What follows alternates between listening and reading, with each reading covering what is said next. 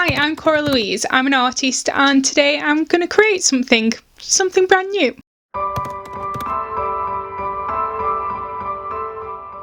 This is going to be a relaxed painting video in my newly decorated workspace, which I did film all about in this video here if you want to watch it. But this is going to be a painting process video where I show you some of the steps I take to create my artwork. I've been illustrating for a while now. I started off as a character designer doing purely digital work. I recently, in the last couple of years, 2 or 3 years, moved to a mixture of watercolour and digital editing or digital enhancement. So these are some of the pieces that I have created, and I'm going to be focusing on creating a piece in this style, which is more of my full colour, detailed, narrative led art. I've been meaning to paint some new pieces for myself for a while now so I can add them to my portfolio and grow my portfolio. So hopefully this will be the first of many, and I thought I'd just film the process so you can see a little behind the scenes as well if you're interested. I forgot to say in the video, but just to let you know that this piece of art does include a substance which looks like blood.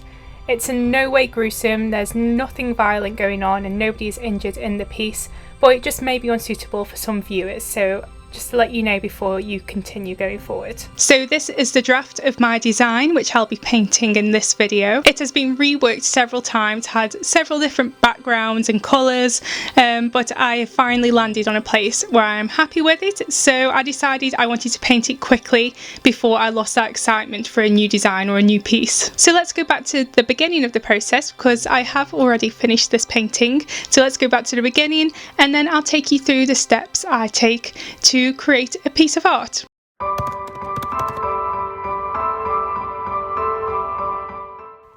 So step 1 is transferring. Because I draft all of my illustrations digitally, but I then paint traditionally at the beginning anyway, I need to transfer my designs onto my watercolour paper. So I use transfer paper, which you can see me getting now for that. And I paint on A3 size sheets of paper, so I need to print my design off onto 2 A4 sheets of plain paper before I start.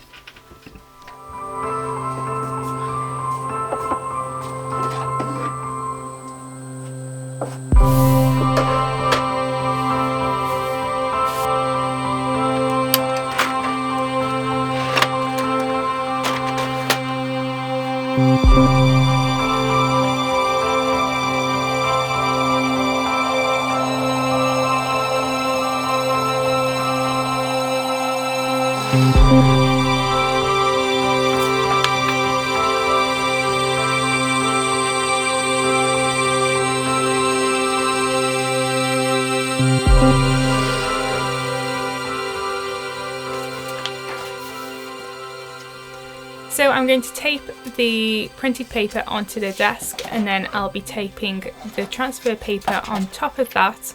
I tape it down so it just doesn't move about and bother me whilst I'm trying to draw on top of it. The only reason that I have printed on 2 separate sheets of A4 paper is just because I don't have any plain A3 paper at the moment, so I'm not going to use anything more expensive that I have. So at some point I might get some plain A3 paper. I'll see how much it costs. I just have A4 paper about, so it's much easier to just use that at the moment, but it would be easier just to print onto one sheet of paper rather than having to split the image and then match it up onto my watercolour paper. So that's a plan to get some of that at some point.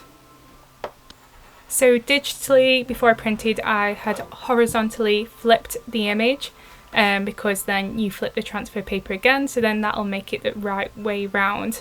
So here I'm transferring everything onto my transfer paper, which doesn't take long, and it just needs to be a roundabout sketch of the image. It doesn't need to be really exact because I'm going to go in and sketch with more detail after I've transferred it onto the watercolour paper, so that doesn't matter too much at the moment.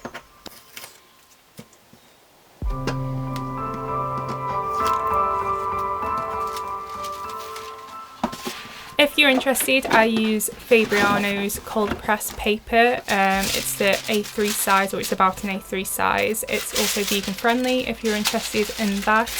I used a much cheaper watercolour paper for a very long time, but it was very inconsistent buying it from the same shop, the same paper from the same shop.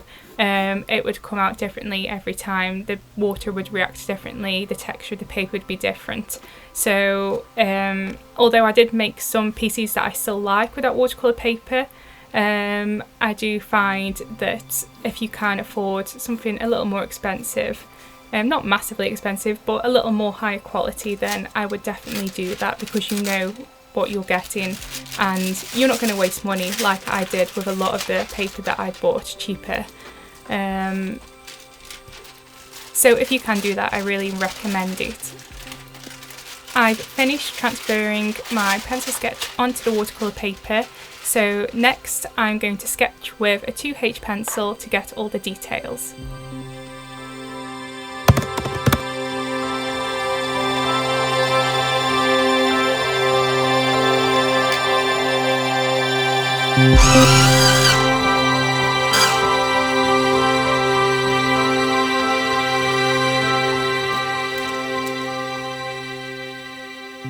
So sketching the design, I have propped my iPad up with the original design on the screen so that I can keep checking back to make sure that I'm not missing any details that I wanted to have in the image that have disappeared through the process of transferring the design, because it is very basic shapes that get transferred. It's hard to do too many details with the transferring, which I don't mind because I spend time doing the details now anyway. Like I said, I use a 2H pencil, which is the hardest pencil I've got, therefore it comes out the lightest when I draw with it, because I don't want too dark of a sketch underneath my watercolour painting. I want it to be easily covered by the paint, easily erasable when I have painted as well, if I want to remove any of the pencil marks from underneath, because I will be outlining everything with a coloured pencil later. So these aren't my final sketches or my final outlines for the illustration. This is more of a detailed map, which lets me know what I need to do, which includes the tiles in the background, which I spent a very long time with my ruler trying to get right. Here they are. That took a very, very long time, but I think they were worth it in the end. So that's the finished sketch. So now it is ready to paint.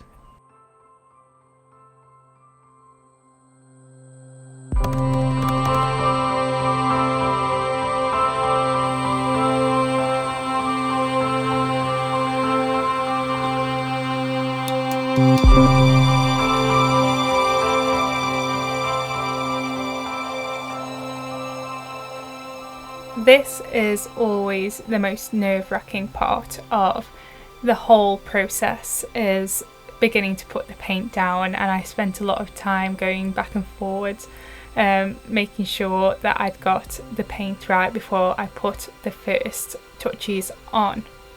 I usually feel like once I've got the first colour correct and it's on the paper, that I get into a flow and don't feel too worried after that.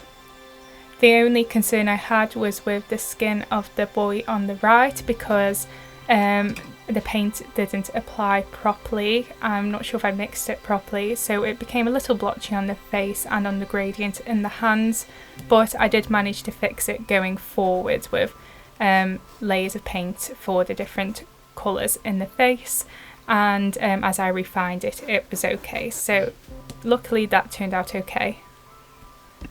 If you're interested, I use Winsor & Newton's watercolours.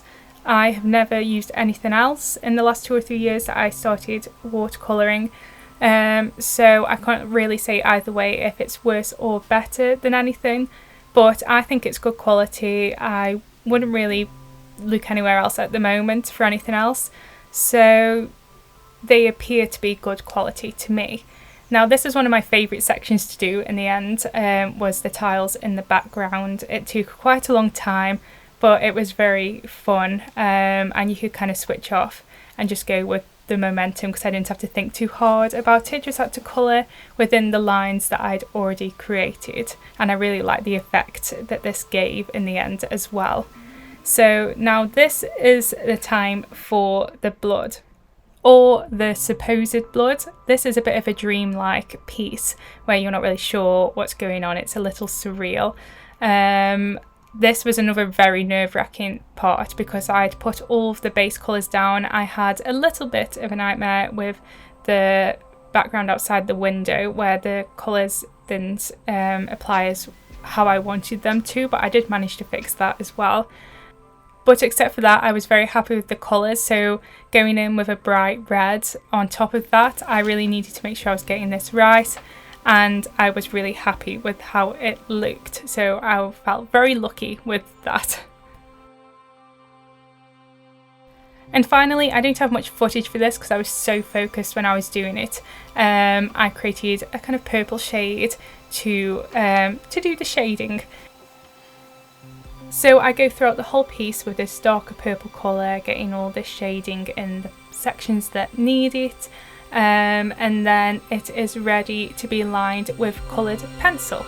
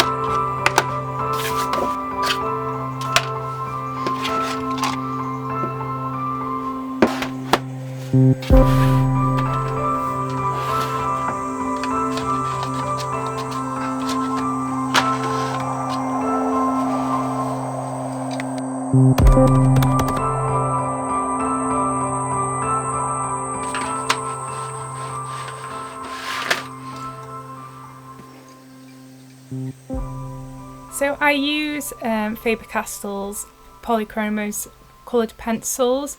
I have tried other cheaper coloured pencils, but I really like these. They come out a much stronger colour against the watercolour paint, which is what I need so it stands out. I use different colours depending on which part of the image I'm outlining. So I will use like a darker orange for the hair of the boy on the left, or a black for the hair of the boy on the right, so that it matches quite closely to the colour it is against, which is just the style that I enjoy to create in. I enjoy very clear, clean shapes in my work, so I try to make sure to keep that effect when I'm outlining. I have tried a more sketchy style before with my outlining, but it just doesn't feel right for me, so I like to make sure that the outline of each shape is very strong, and then everything within inside is detailed and clear to read as well. So I don't have much footage for that either because I was very focused on that as well, but I have gone through the whole piece with the different coloured pencils, and now I'm outlining the outside of the piece, and I'm going to take that off of the watercolour pad it's on. I'm going to scan it, and then I'm going to enhance it all digitally.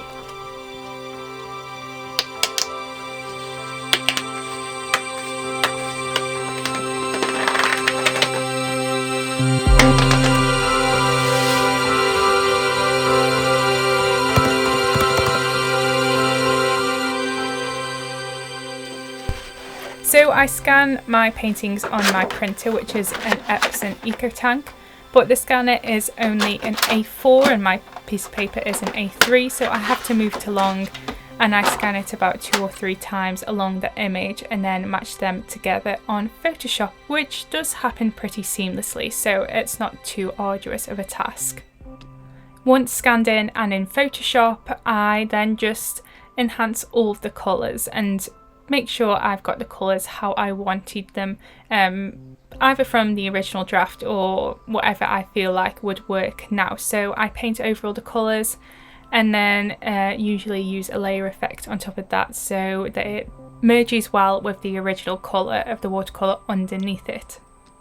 So I do that throughout the whole painting, filling in all the colours and messing around with them a little to get them how I want, which is a pro to editing my watercolours digitally after, that if the colours didn't quite come out how you wanted them to, or if you change your mind, you can quite easily do that to a certain extent through Photoshop.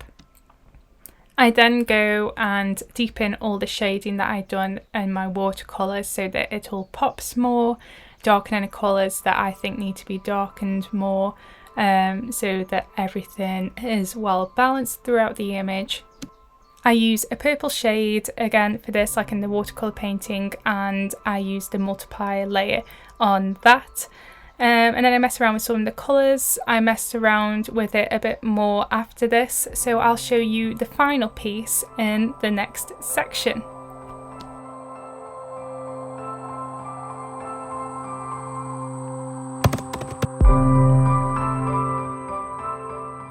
So that was the process of me creating my artwork. I've messed around with the final digital editing for a couple of days now, going back and forth, trying to get the colours and the values correct until I was finally happy with it. I could reslot my pen back into its holder and just leave it be and not overwork it. So here is the final piece. I have not had this out of my eyesight for a few days now whilst I've been working on it, which can decrease the joy and satisfaction I should be feeling when I've finished a project. But I think when I've had a break from it, being on my eyes all the time, I will feel much happier about it than I am right now. Not that I'm not happy with it, but I think I've just stared at it for way too long. And I do like it. I am just glad to have finished a piece for myself. I've gone through that whole process and I've created something that wasn't here like a week ago. So I'm just really happy to have done that and finished a creative project. And there wasn't any major issues along the way, which is always a plus with traditional art because it's not as easy to go back if you do something really wrong. But there wasn't, so I'm really happy about that as well. So yeah, this is the final piece. I hope you like it. I hope you liked the video and watching the process. This is a reasonably new YouTube channel still, so I hope you stick around to see what's to come. I like to show the behind the scenes on projects and my thoughts on creativity, and I also want to incorporate some other creativity like photography, writing, etc. As well. So I hope you subscribe and stick around to see what's to come. Thank you for watching the video and I'll see you in the next one. Bye!